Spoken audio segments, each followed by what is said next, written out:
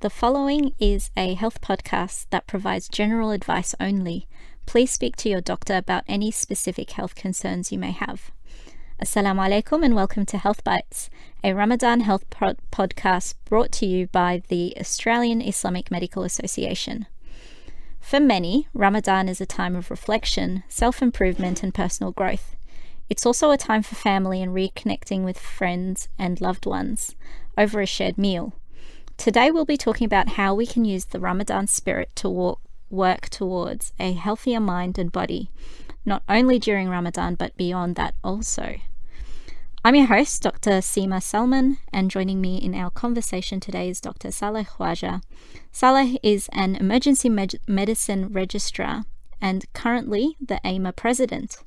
Welcome, it's good to have you with us. Assalamu alaikum, thank you so much for having me.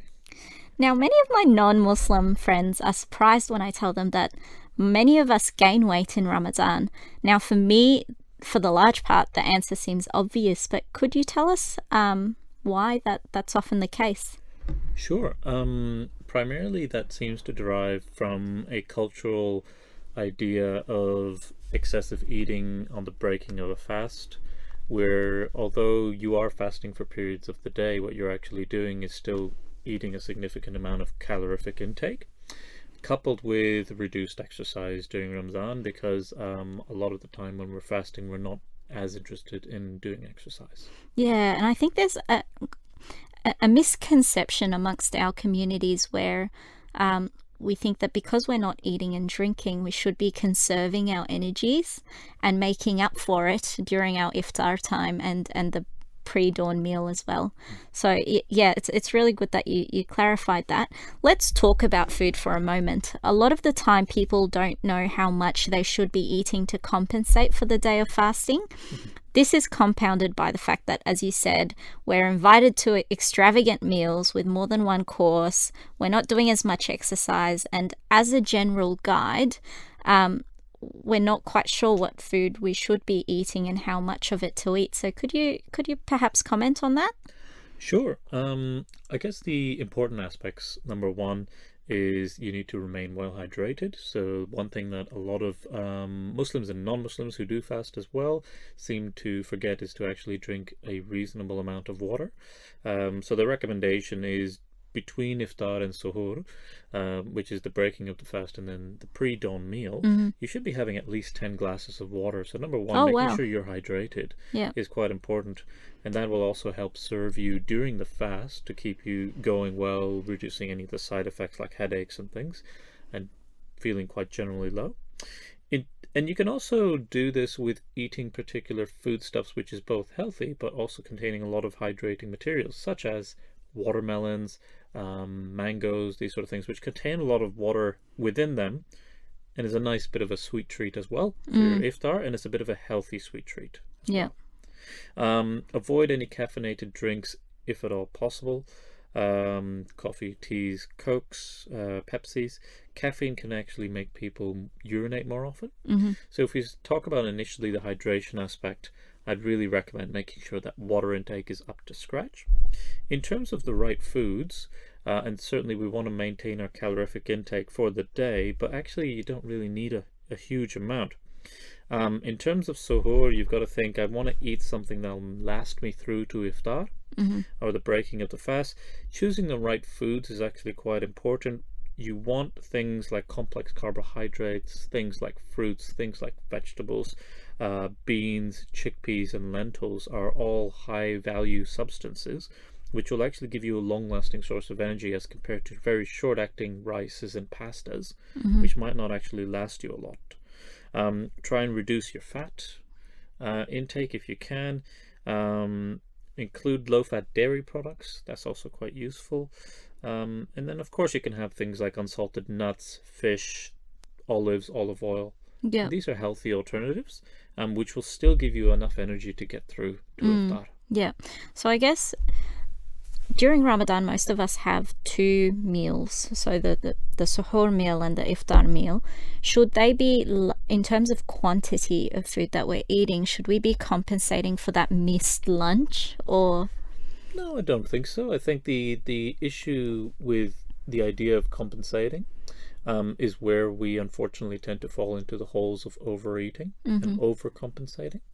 So if you think about the suhoor and the iftar and you treat them as you would a normal meal and try not to excessively overeat, try to imagine that you've got a standard sized dinner plate in front of you, and what you would normally eat at your lunch and your dinner should be the amount that you should be having at iftar and suhoor, because in all honesty, that will get you through. Yeah.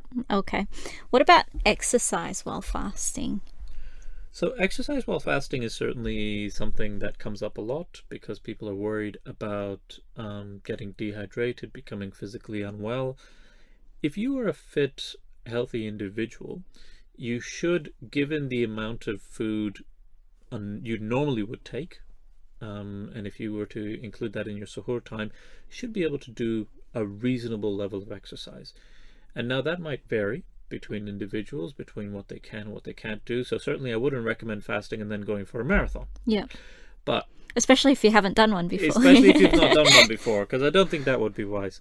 But, gentle levels of exercise. I know plenty of brothers and sisters who still go to the gym during Ramadan but cut back so that they're not doing too much excessive exercise.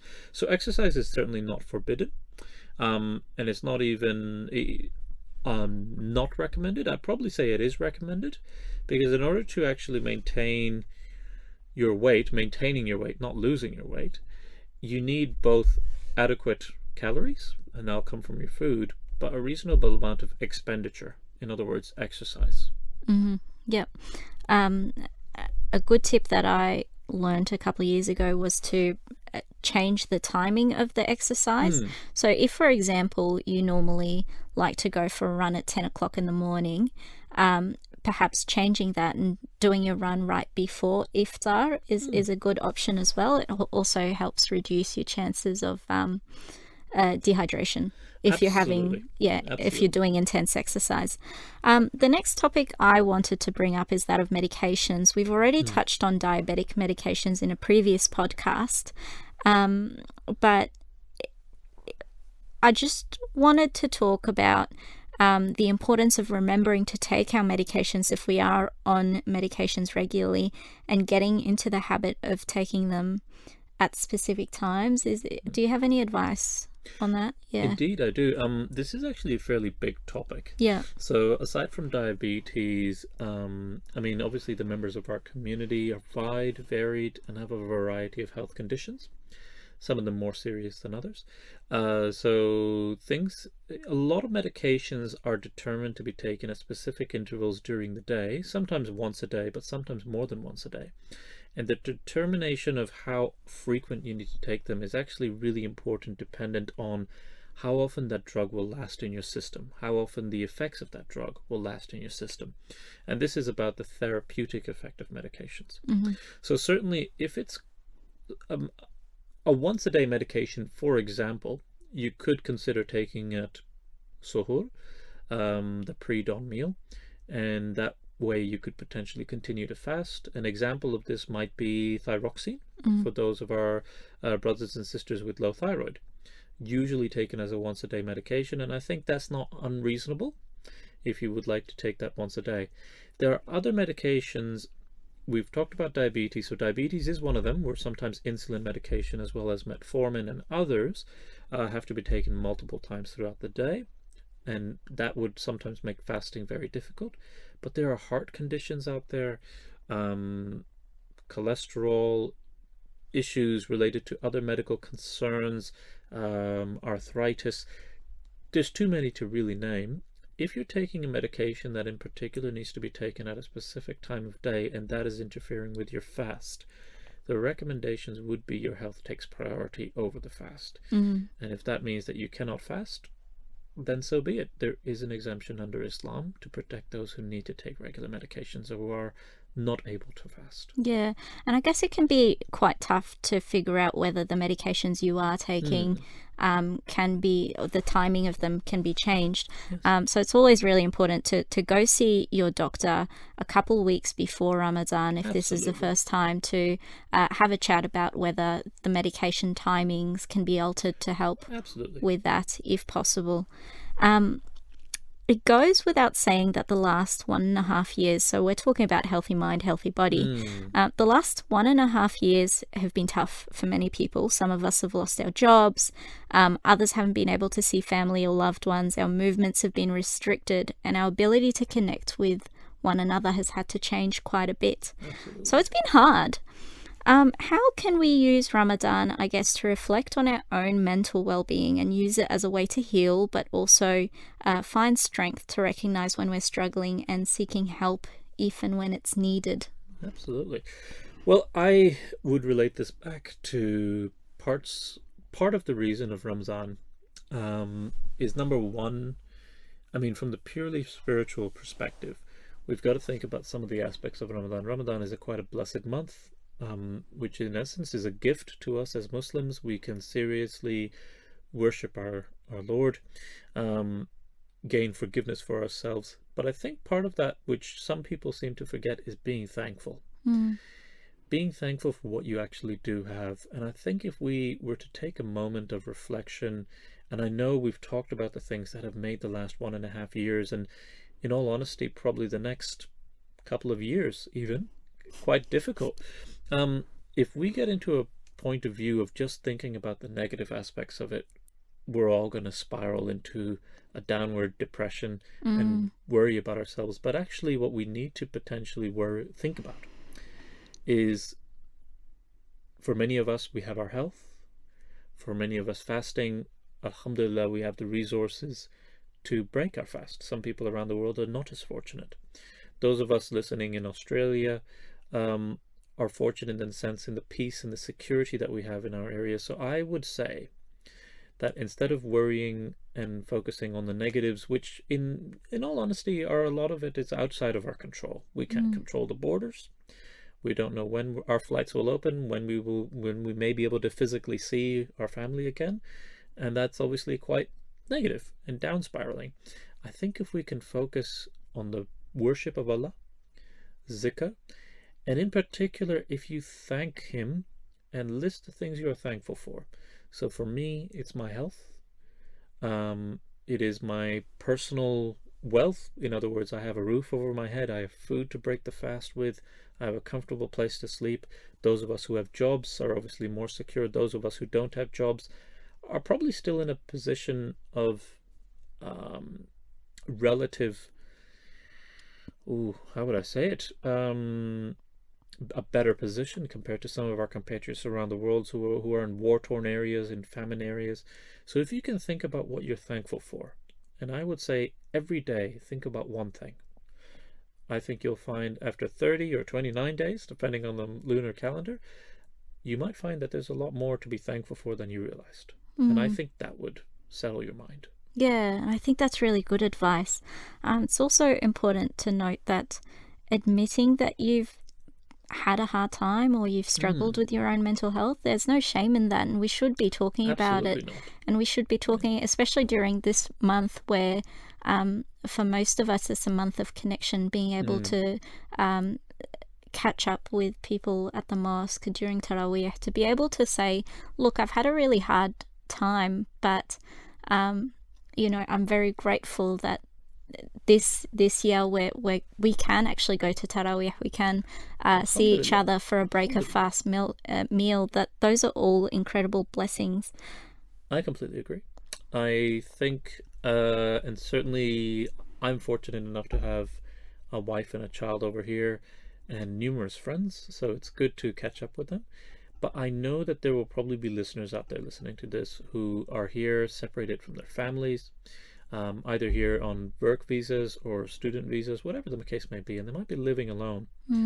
And as a result of that, they might have less social support.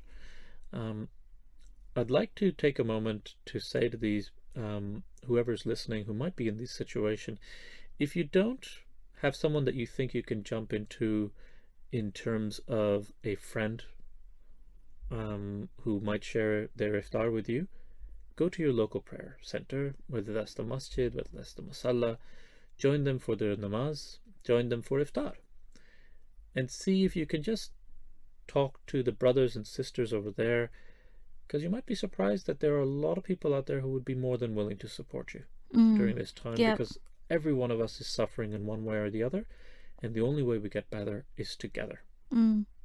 That's really good advice. I'd like to encourage everyone listening to this podcast to make 1 to 2 small health goals this Ramadan. To get us started, do you have any goals of your own that you wouldn't mind sharing with our listeners? Absolutely. I am really trying to cut down on my carbonated drinks. And I'm using Ramadan as a way to break that cycle. I will tell you if it works or not. Keep us Inshallah. updated. But it's going well. It's going well. There's a strong sense of connection during Ramadan that makes these things easier. The other health goal is I'm trying to increase my general level of exercise. And during Ramadan, my favorite time of exercise is actually right after suhoor, after praying Fajr. Half an hour of a quick run around the neighborhood or a quick cycle gets me to go to bed nice and easy. Oh, that's wonderful. There you have it, Dr. Saleh Khwaja on fostering a healthy mind, healthy body in Ramadan. Jazakallah khairan for joining us. Jazakallah khair for having me. Now, a copy of this podcast can be found on the AIMA website at aimamed.com.au. Assalamu alaikum and thank you for listening.